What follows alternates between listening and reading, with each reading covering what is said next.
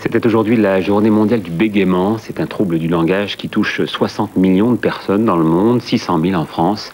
Marion Gauthier et Christelle Chiroux se sont rendus dans un centre qui accueille des adolescents. 3 et 3. Le bégaiement apparaît souvent dans la petite enfance avec le langage lui-même. Plus sa prise en charge est précoce, plus elle a de chances d'être efficace. Mais pour les orthophonistes, l'adolescence reste aussi un moment charnière où tout est encore possible. J'avais du mal à lire en classe, j'avais du mal à parler, je participais pas.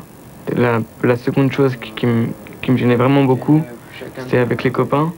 Quand je faisais une faute de parole, quand je bégayais, ils se moquaient de moi, ils m'imitaient. Des exercices d'évocation, de diction, mais aussi de relaxation ont aidé Hossane à surmonter son handicap. Il y a cette espèce de blocage qui est là, mais je vais être plus fort que le blocage.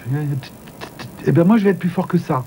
On leur apprend que c'est justement en tournant la poignée de la porte qu'on ouvre la porte. Et c'est pas en donnant un grand coup de pied dans la porte qu'on s'en sort.